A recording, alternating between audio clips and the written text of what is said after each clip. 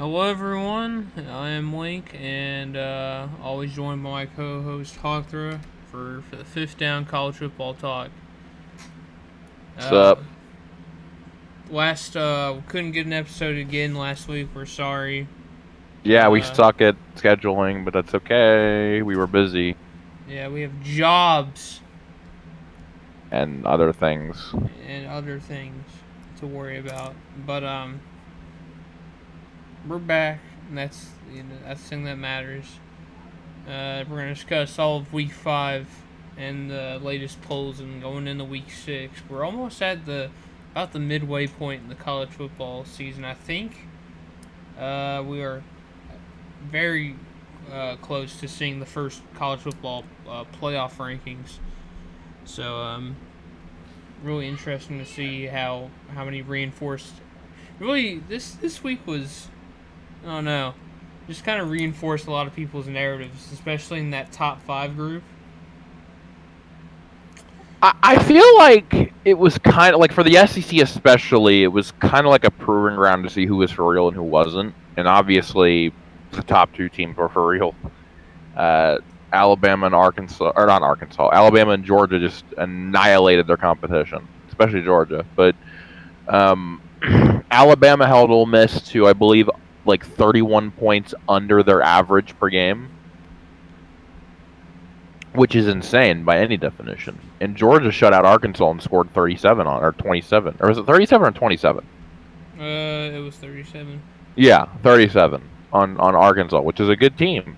So I did think that the SEC, and of course Florida lost. We saw Kentucky win as well, but you know it's we saw a proving ground, and the teams that we thought maybe could make a little noise ended up being smacked around by the big boys. So Yeah, and there was that, and then of course Oregon lost, which was huge.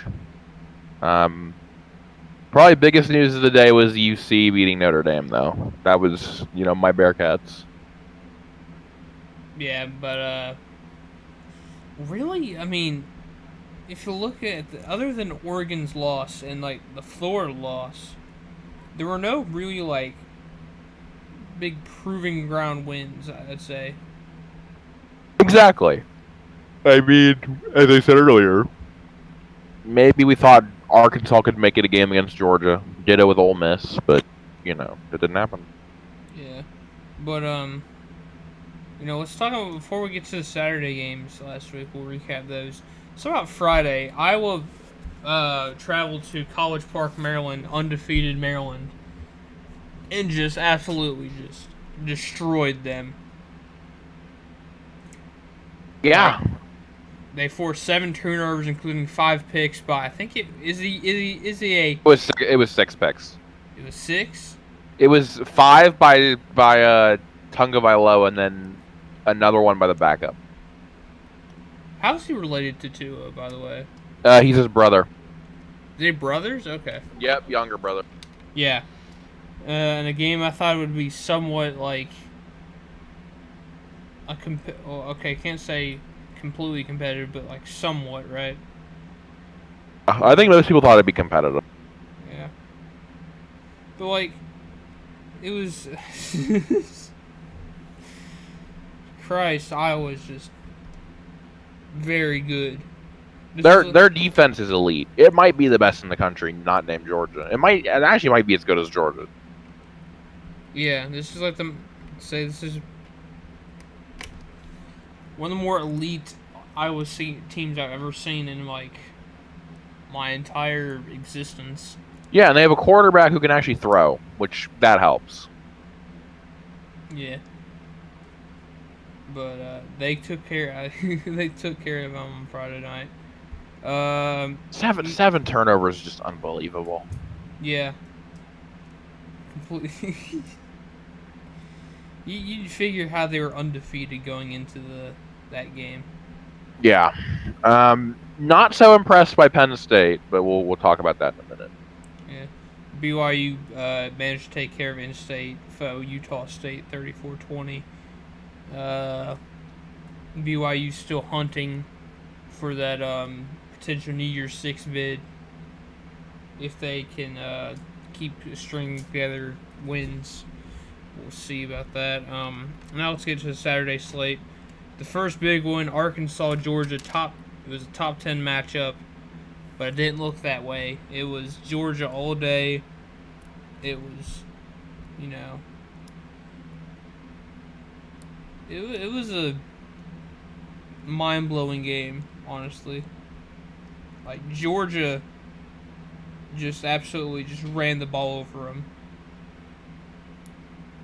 Arkansas had no way. They had nothing to try to counter it with. Like they're classic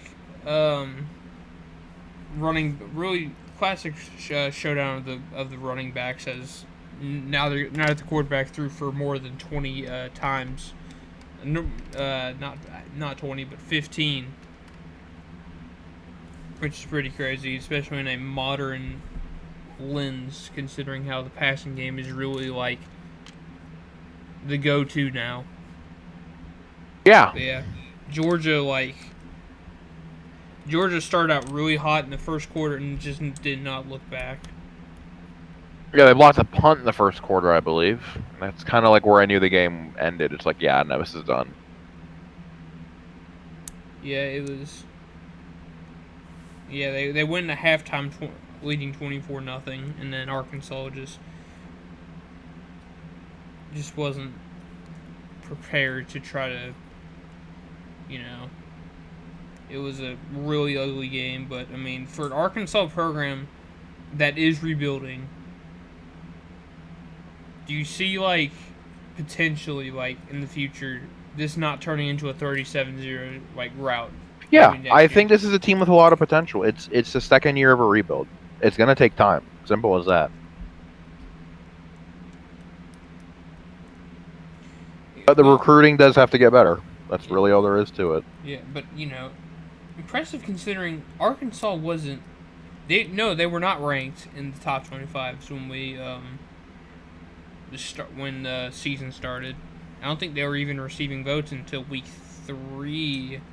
Correct, because they beat Texas and then they beat A&M, which got them a gargantuan amount of votes. So they went all the way up to number 8. Yeah. We'll talk about the A&M game in a little bit because that was another team that just it happens every year, but when to stop.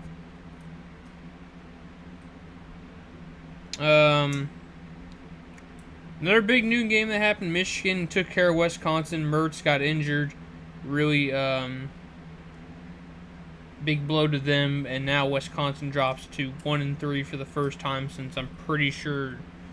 I think it's been 20 years. Yeah, they're not good. They do not have the defense to make up for the lack of offense. Yeah, they have. Their offense is pretty bad this year. Worse than usual. That's saying something because Wisconsin's not a team with a lot of offense.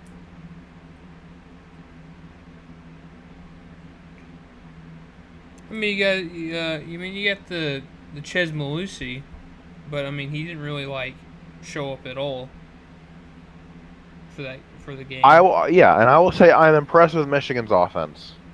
They look like the quarterback they can throw, which I don't know why they weren't using him like that earlier, because they were the team that was throwing the least amount of passes. But this seems to be a team that I don't know why, but this Michigan team looks different to me. It does. I think this might be Harbaugh's best team so far, honestly. They are 5. They are 5-0, and they haven't. I don't think they've trailed all season. No, they haven't.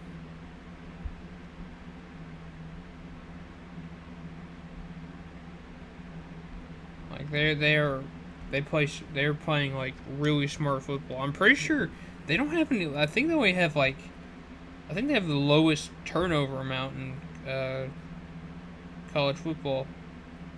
Makes sense. They don't do anything dumb. They're a very smart team. They're a very good team. Yeah. Well deserving of their top 10 rank currently. Yeah, and that was that's kind of another team to look out for because God, these next few weeks are gonna be freaking interesting with how with the Big Ten.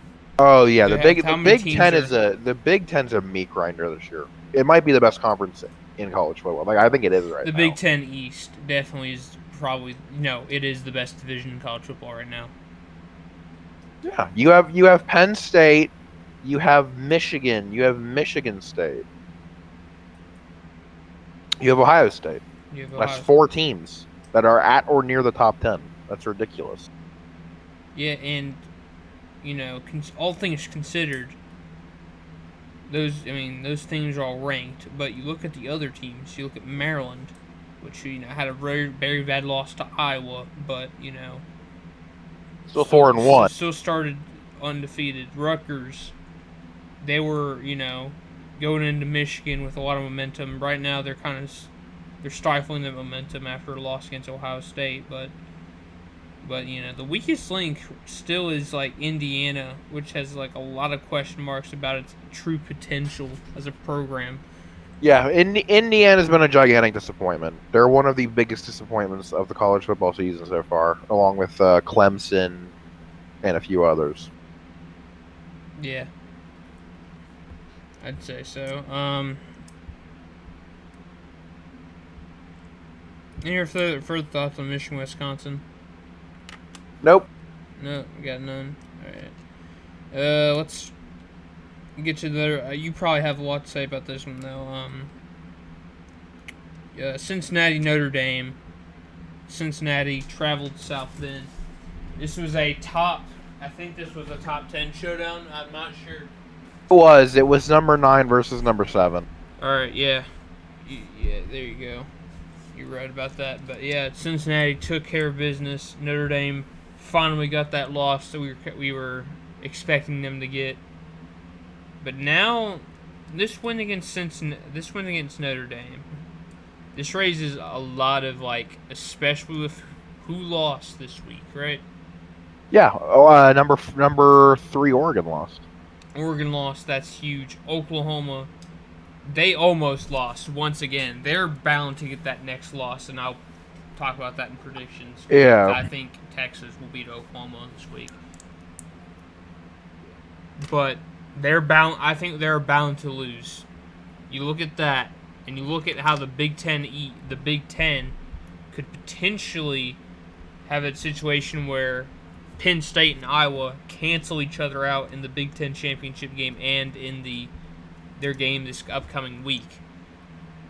Look at this. That's a very good chance of getting into the playoff as long as you keep winning. Yeah, the Big Ten could very well cannibalize itself. I could see that happening. Like, it has too many teams that are in the running at this point because you have 5, right? You have 4 in the Big Ten East, and then you have Iowa. I think it's pretty safe to assume that Iowa's getting into the Big Ten championship. Nobody in the West is beating them. Yeah. It's how was the game? I know you watched it. I didn't get a chance to. Cincinnati? Yeah. Oh, it was a fantastic game. We dominated them pretty much the entire game because they put a Conan in, and he can't throw or run. He's basically like a statue in the pocket, and he also doesn't get the ball out very quickly, which led to the offense not doing anything for an entire half, which is probably what won us that game because Pines, who they brought in later, played really well. He threw touchdown pass or 2, but it wasn't enough. And it was it was the biggest win in this program's history by a mile and a half.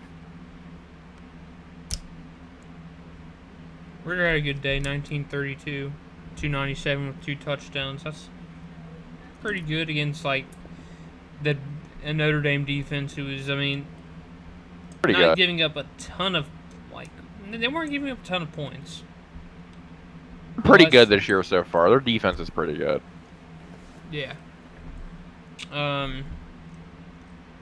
Yeah. What do you think? If you had to give a percentage, what's the chances of Cincinnati actually pulling off a playoff appearance?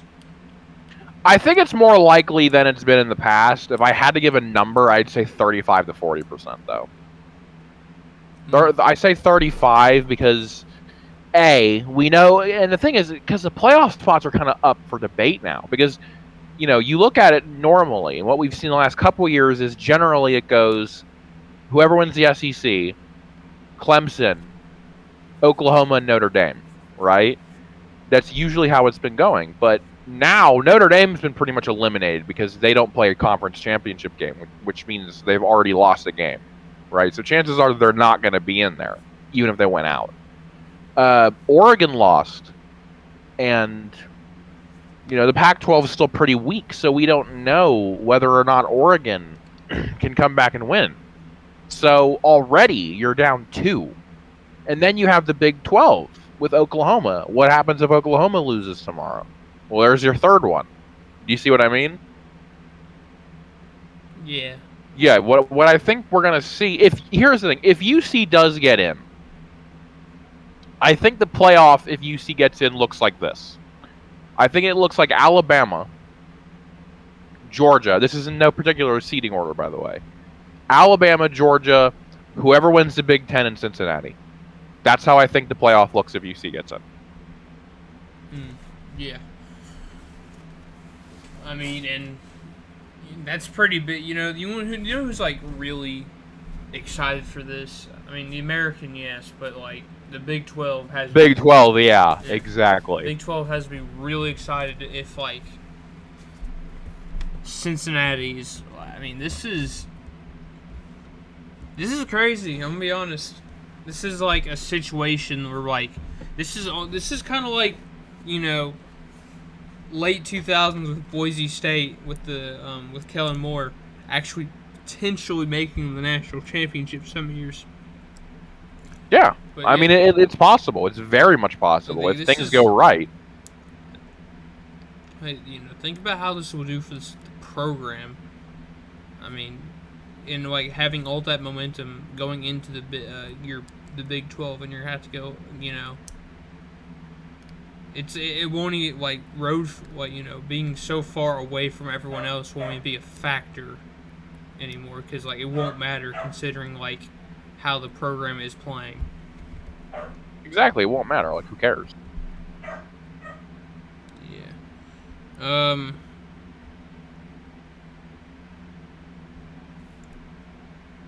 right. What were we talking about next? Let's talk about I guess we can talk about Alabama's absolute thrashing of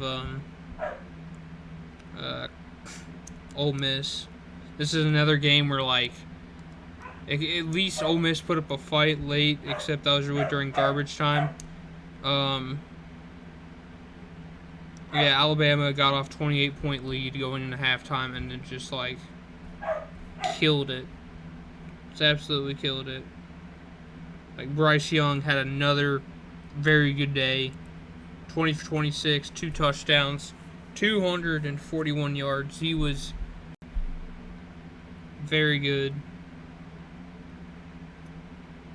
I can't say like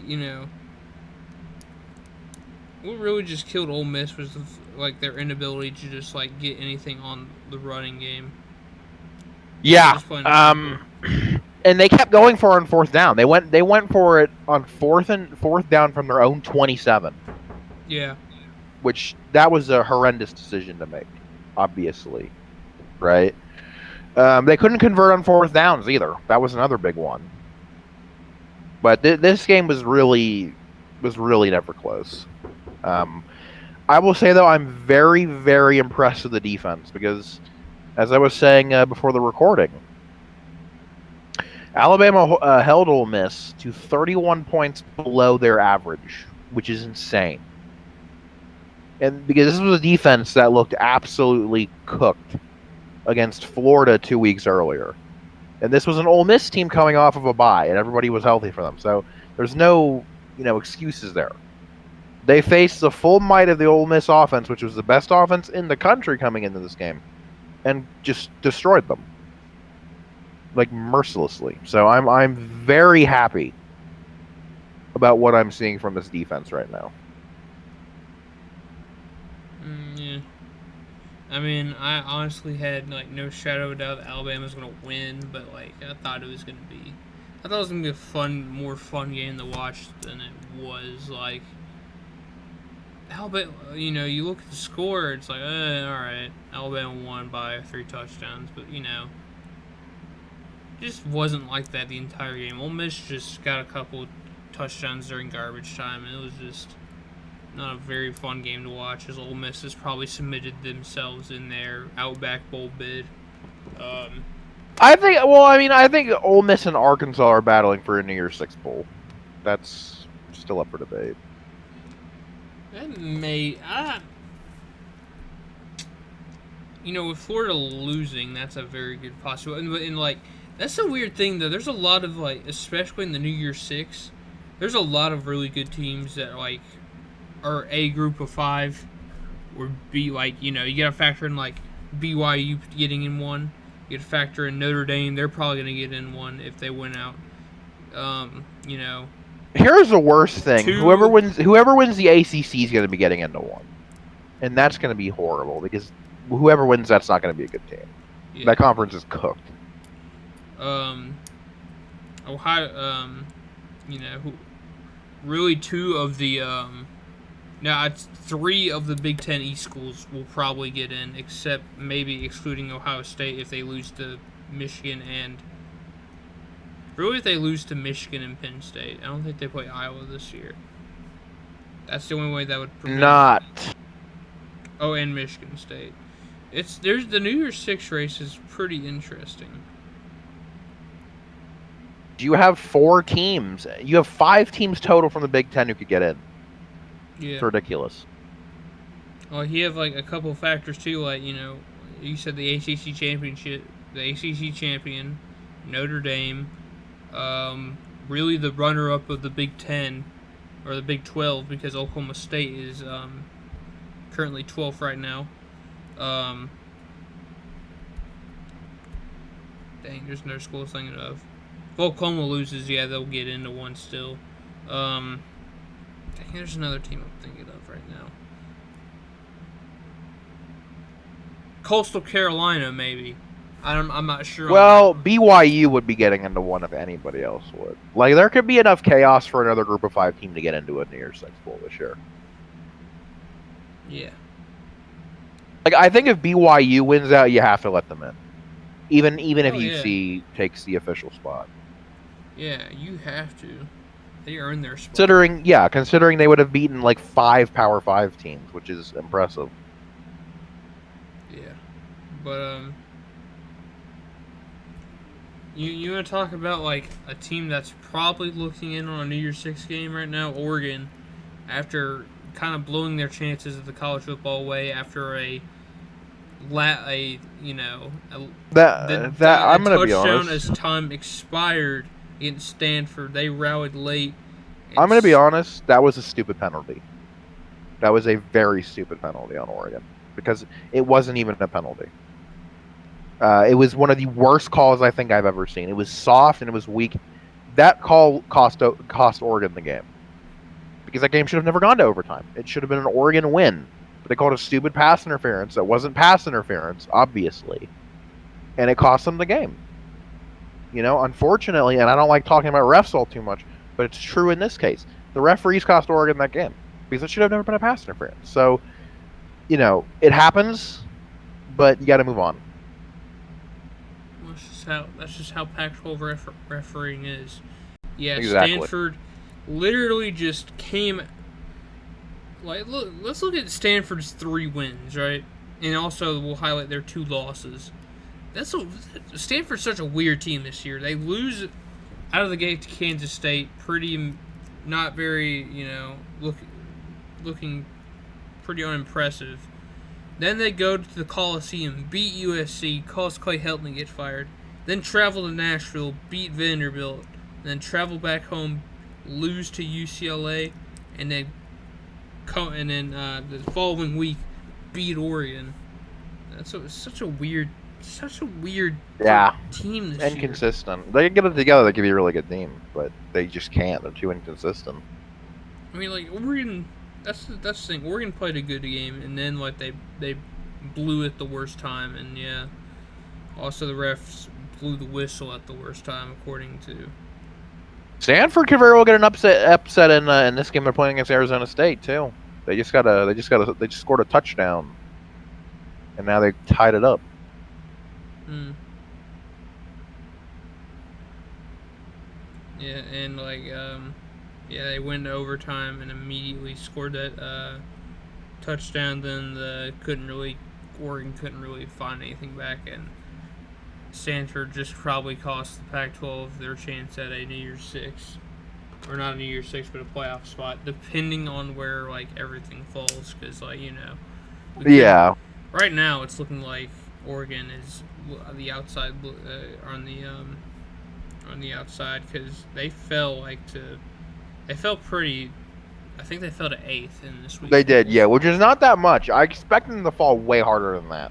Which that's going to help them a lot. They're only at 8th because all you need is a couple teams in front of you to lose. Yeah, they would drop down 5 spots. In perspective, Arkansas dropped 5 spots to their loss against Georgia, and Ole Miss dropped 5 spots to their loss against Bama. Yeah, but I want to talk about Oklahoma State. That's the last team I want to recap. Congrats to them. They're very good this year. I like what I'm seeing from Oklahoma State.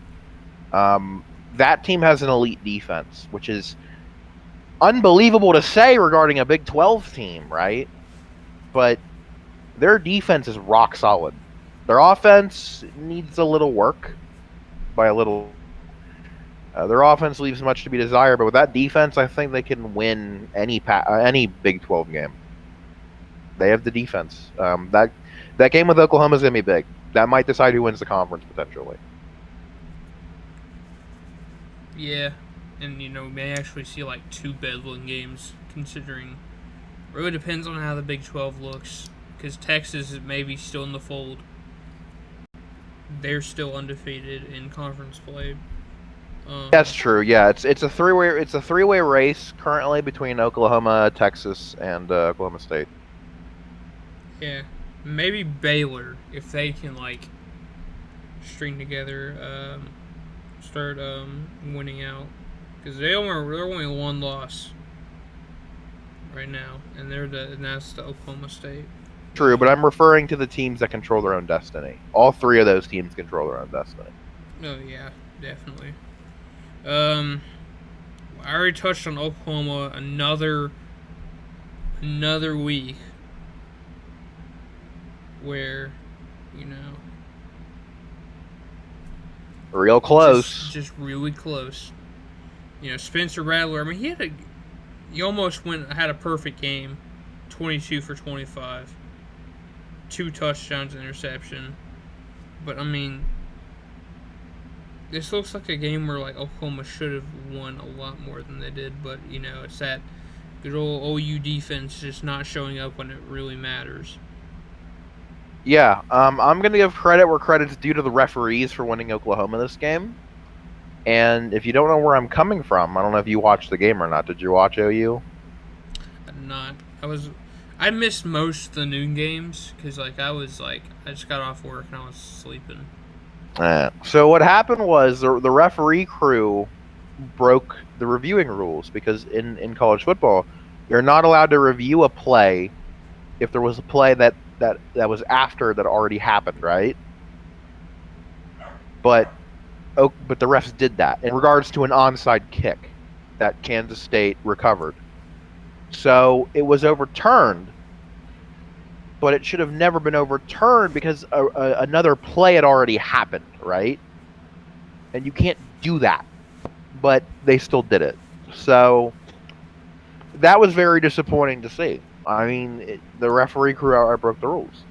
You're not allowed to do that. You also saw a 4th and 13 conversion get overturned because of pass interference, which was ridiculous. Well, offensive pass interference, which is ridiculous because it wasn't even pass interference. So those are 2 big plays that Kansas State was robbed of. That's all I have to say about that game. Yeah, but real big highlight.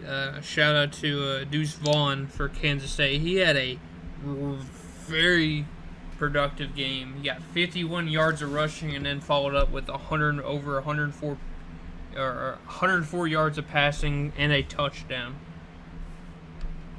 But well, ending the recap. How do we feel about the? I think there's Well, ask you how Vanderbilt game. Oh yeah, we gotta discuss the Vanderbilt game because it was like really, it was I guess you could say a spotlight game of the week. Yeah, going up against UConn. Jesus Christ. I prefer our wins to not come at like really like late minute / overtime shenanigans, but I'll take it. Did you see that tickets were being sold for $1? I did, yes. I saw someone on Twitter post that. Like, that's wild. Really, I mean, the thing is, it looked like it was going to be a Vanderbilt win, and then the fourth quarter happened. Or late in the fourth. We were up 16-27 with, I think, 7 to 6 minutes left. UConn immediately, I mean, like, almost immediately got back right in the game and tied it up. Or no, hold on. They scored a touchdown, and it took the lead. So they scored 2 touchdowns in a less than a span of 5 minutes. And it looks like we're about to lose the UConn of all programs in America. And Vanderbilt had a very nice drive. Ken Seals made some good passes. Really, what really kind of sealed it was there was a pass interference on UConn that really put us in good field goal range and put them at us at the 11 and kicking the field goal, winning the game, a triumphant victory for a game that probably everyone was watching for other reasons other than to see a good quality match of football. Yeah, it was a toilet bowl. Although, admittedly, I think that's this week with UConn and UMass, which I think I want to talk about a little bit. Yeah, in the predictions, because that's going to be the 2 worst programs in the country playing each other. Yeah. 2 of them like that are either A, going to probably drop down to FCS soon, or B, just completely just destroy their program. I'm predicting that UMass goes back down to FCS. They are literally like their program is disgustingly bad. Yeah, they're really uncompetitive, and they're really like it's ugly. I think dropping back down to FCS can like help them. Kind of like what Idaho did. They dropped down to FCS, and they're somewhat like they're all right. They're all right. But they actually had a win this year. I think it was against whatever Simon Fraser is. That's a Canadian team, in case you didn't know. Oh, well then. But yeah, they actually got a win. But yeah, I think UMass can drop down to FCS. That would really help them. But anyway, let's talk about the rankings. Not really much movement out of the top 2. Iowa moved up 2 spots after the Oregon loss, and I think they did jump Penn State. Did we talk about the Penn State game? I don't think. Oh yeah, I don't think we talked about the Penn State game. They did win, though not very impressively. Yeah. I wouldn't say it was like a landmark victory, but it was just like, and it was a win. What are you gonna do about it? Um, Penn State number 4, Cincinnati number 5. That's where I was kind of getting at with the whole, like, they are the first team that's looking on the playoff spot right now. Oklahoma 6th, Ohio State 7th, Oregon 8th, Michigan 9th, BYU rounds out the top 10. A couple, look down the next three. These are three teams that were unranked in the AP poll. I'm not sure. I know Oklahoma State was in the coaches poll for, I think, entering the season, but we had Michigan State, Oklahoma State, and Arkansas. Notre Dame is 14th. Coastal Carolina 15th. Kentucky, after beating Florida finally, they are 16th. Also undefeated. Very similar to that situation in, what was it? 2018? I'm pretty sure it was. Yeah, they were very good in 2018. Yeah. Ole Miss, Auburn, Wake Forest, they're the highest ranked ACC school at 5-0 after taking care of Louisville by 3 points. Currently the best chance the ACC has of making the playoff, which is something unheard of. Florida's 20th, 21st Texas, they're back in the rankings. I just realized what I just said there. Arizona State, NC State, Southern Methodist, and San Diego State runs up your top 25. A&M dropped out after losing to Mississippi State in, I'd say hilarious fashion. I mean, A&M went from 7th to unranked going into the Bama game in the span of 2 weeks. But hey, College Station's going to be rocking, so who cares when they lose by 30? Yeah. All right. So we done with the recaps then? Yeah. Let's go ahead. All right. Yeah. Let's get into the next part. Yeah. Let's go ahead and move into our Week 6 predictions or game previews. Really, only I mean, there's a couple of. I'd say there's really 2 big games, and then the rest are kind of, I'd say potentially by the numbers. Just depends. First game, we'll talk about it. The Red River Shootout, Oklahoma, Texas. And for really, one of these schools, I honestly have no they have the quarterback that's got a lot of potential or attention. Spencer Rattler. Yes, one within a very annoying fan base, I might add. Yeah. And Texas, they have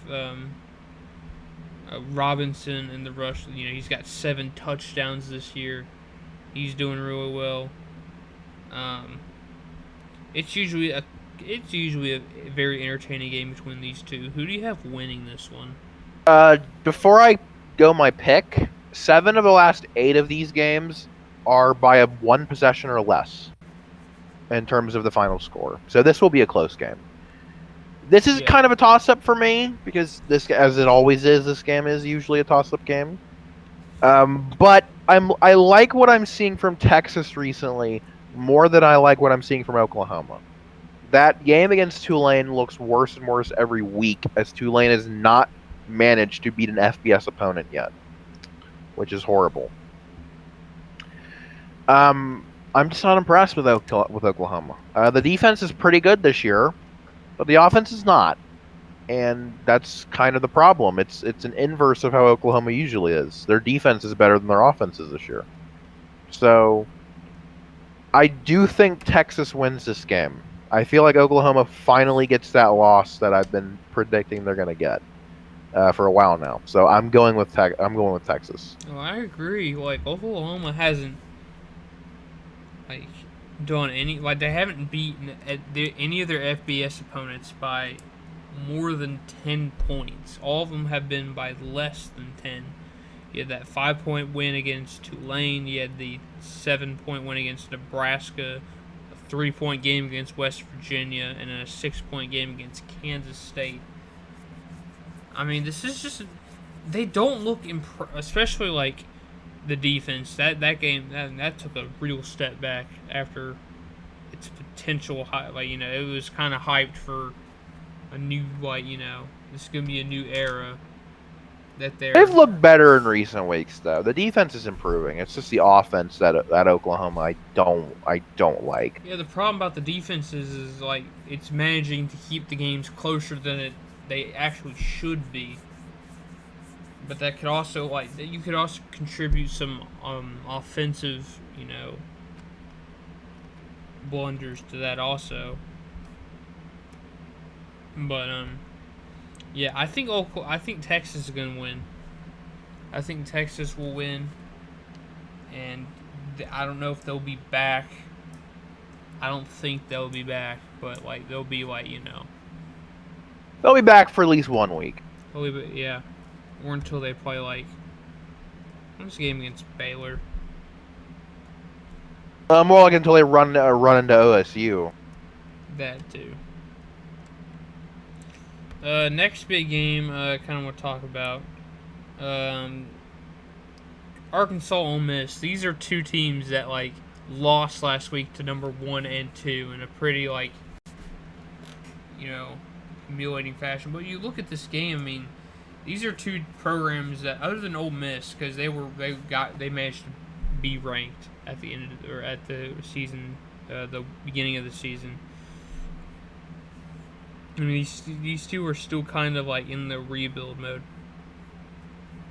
Yeah. You got Pittman. I mean, really should be a good coaching battle between Pittman and Kiffin.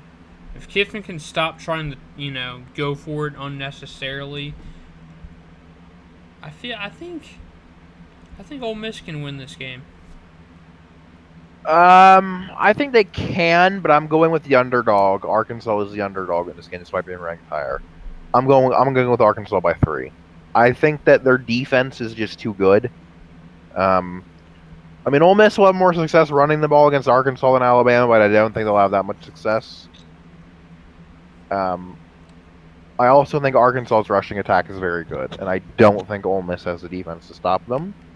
It'll be a close game because these are two pretty similarly talented teams. These are two really good teams. They're not great teams though. You know what I mean? Yeah, I get that. This is a battle for either New Year's Six or a really high standard bowl game, like a Gator Bowl. Exactly. Give me Arkansas though by 3. What about you? I think Ole Miss is going to pull off the win. I think. Really, I look at the weapons for Ole Miss, and there's just so much good stuff at defense or on offense. Corral, he's having a very good season. He's kind of going under. He's in very under the radar right now, probably because of the prestige of Ole Miss right now isn't there yet. And they're not getting a lot of national attention. Drummond. He's having a very good season as well. He's got, he's already got 382 yards on of receiving yards. Sorry, I lost my train of thought there. You got a couple other Ole Miss guys. Gonna name who else do they have? I'm trying to remember. Sanders, and then who's their back? Don't know. Alright, hold on. I'm about to figure it out for myself. Parrish Jr. He's got 36 carries for 223 yards. Yeah, I think there's just there's too much. I feel like there's a lot of very good talent at Ole Miss on the offense side of the ball. Oh, absolutely. I think they're gonna really overlap that the barriers provided by the Arkansas defense. But next game we'll talk about the Deep South's oldest rivalry game, Georgia Auburn. It's looking like another UGA slaughter. Do you also feel the same way? Give me Georgia, but a little closer. I'll go with Georgia by 14.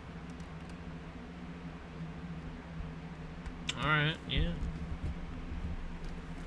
I'd say it's gonna be fun to watch. I mean, a rivalry game of this, like I think this is, especially in the SEC. Unless I'm probably forgetting, so I'm sorry. This is like the first big rivalry game of the year.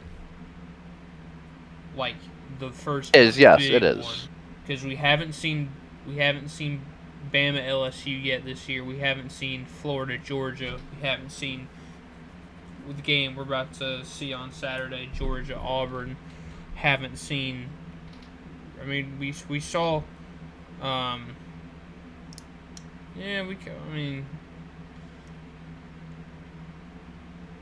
I don't know. I mean, we saw like Texas, A&M, and Arkansas, but like, you know, I think that's still a second tier rivalry when it comes to the SEC. Correct. Yeah, it's gonna be fun watching that game. We're not gonna predict it, but like this is actually like a fun game to watch. This should be a fun game to watch if you don't want to watch SEC football.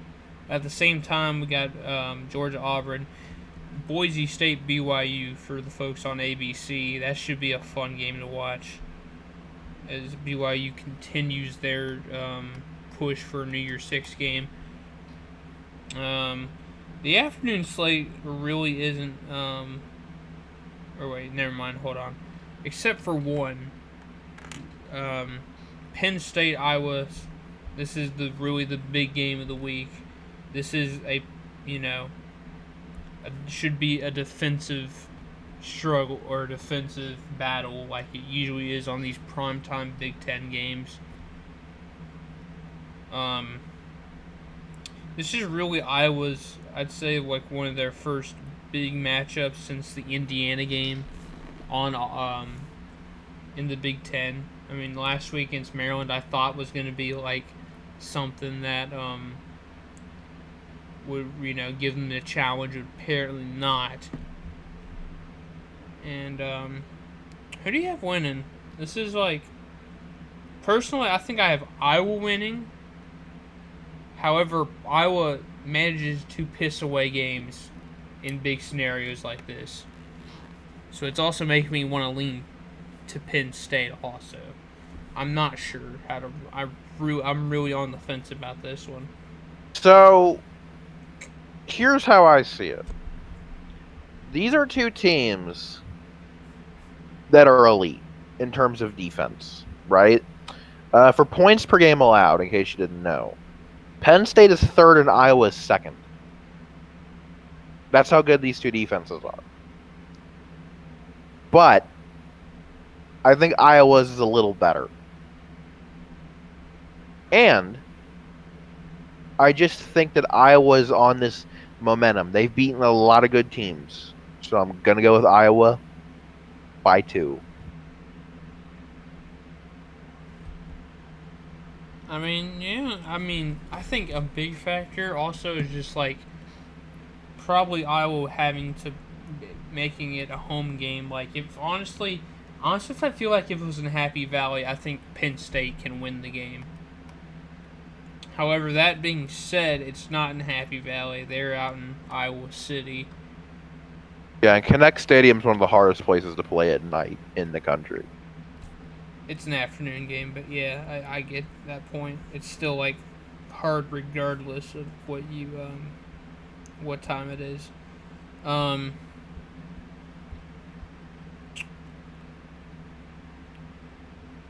want to give me Penn State? I think Penn That's State. done.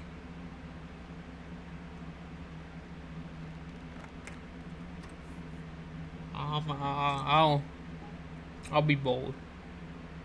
I think Penn State can get it done. Think they can get the win? Fair enough. Yeah. Like I said, Iowa. Previous years, they've been in situations where the Big Ten West is really like, especially if you look at this year, right? There's no excuse for them not winning the Big Ten West. But like, I still think they're gonna get that one loss where like they should have won, but they pissed it away. And this is gonna be that game, honestly. We'll see. Yeah, it'll be fun though. Like, it's not like it's not a bad reason or bad take.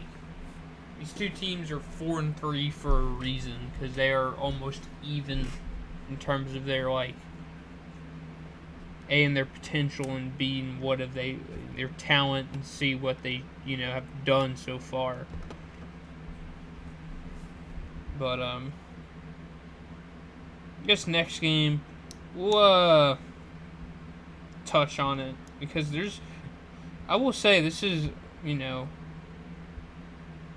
this is probably the weakest slate of night games this year so far. A lot of unranked matchups. A lot of teams like Dame, they're playing Virginia Tech, who has not who were in the spotlight for a little bit, and then these previous weeks and not so much. Honestly, I have Notre Dame winning that. They should be fine there. Michigan's playing Nebraska. I think Michigan's gonna win that one. Can I comment on that game for a second? Yeah. So, in case you don't know, the spread for this game is Michigan minus 2.5, which is ridiculous. I have Michigan winning by like 10 at minimum. I would, if you're a betting person, I would suggest taking the over. Easily, that would be the easiest money you can make.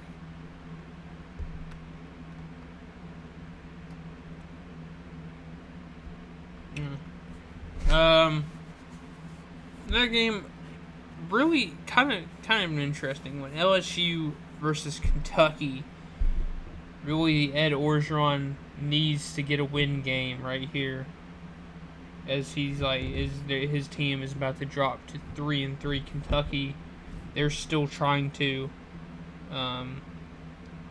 prove on a national spotlight why they are in a ranking other than beating Florida. Because if you look at their other games who they played against, it's just not too deep in terms of who they played, and wow, that's stout competition. So yeah, their schedule's been pretty weak, but we'll see. I do think they get the win. LSU has traditionally had a lot of problems at Kentucky. You can look at 2007 as an example. So that's what I think. I do think Kentucky gets the win, but I think it's close. All right. And a game that honestly going into the season thought was going to be somewhat interesting, now it's turned into what could be another ugly day. Alabama playing Texas A&M. Really, what's really holding the A&M team back from winning this game right here is offense. Yeah, A&M's quarterback's not good. No. I believe he's their backup, but I could be wrong on that. Yeah, this team has a good defense, but they also gave up 400 passing yards to Mississippi State last, which is not so good. Alabama's favored by 18. Give me the slight over. I think we win by 21. All right. I think that's like the. Oh wait, I missed UConn UMass. Yes, the best game of the night. That game's just straight up untelevised. Is it actually? No, I'm looking on ESPN right now. It's not on ESPN Plus, not on ESPN 3, not on CBS Sports, not on Actually, Fox. I have just checked. It's on Flow Sports. What is Flow Sports? Yeah, Flow Sports. I'm What gonna Google what that is. is that like a streaming thing? I'm Googling it. Because I've at least heard of Stadium. Because like I know like there's some Mountain West or like some like small time action.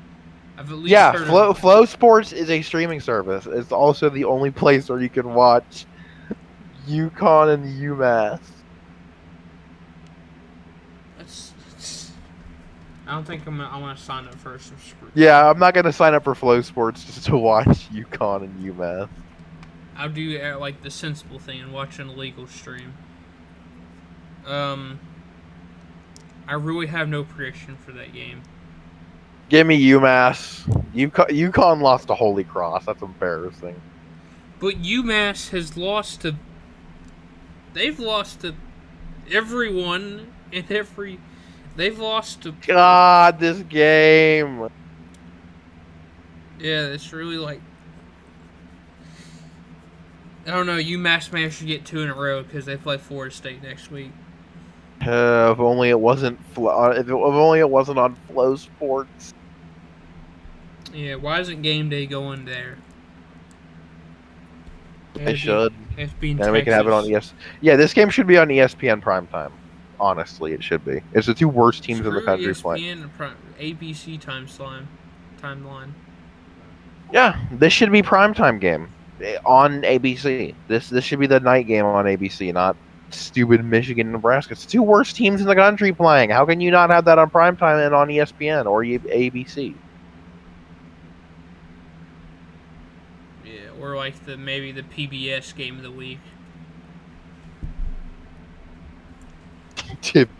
PBS Kid Game of the Week. The PBS game of the week. I don't know if public broadcasting would really want to waste time putting that game on. Or traumatize the kids watching by putting that game on. Yeah. Alright, I think that's the last game we'll talk about, because everything else, it's alright. Not too much of a huge... Not a very big slate of games this week. Other than like if you're in the really after like 2:30, I'm like, or no, after like the 3 o'clock games are over, I can say you can just stop watching for the week. Yeah, after Iowa, Penn State ends, like we're getting the opposite of last week, where the good games. Or at least for most of the good games, were primetime games, right? All the games this week are the early games. Everything past 4 o'clock, it's just like, don't bother watching it. Yeah. Alright, I think that's going to wrap up the show. We're about at the mark where we usually get done. Should be I'm going to upload this as soon as we get done. Like I said, sorry for like... not providing a week 4 recap, but or not a week 4, a week week 4 match recap. But stuff happens. We're human. But I think that's gonna wrap it up. I'm Linc. Follow me on Twitter. Go watch the Salty Sports podcast. I'm Hogthra. You can follow me at MemeMan on Twitter. Yeah, should be back up here next week. We'll talk about the various if there's any big interesting stuff. We'll see. Like especially that Red River game should have some stuff to talk about. But, yeah, should wrap it up from here. Thanks for watching. Thank you.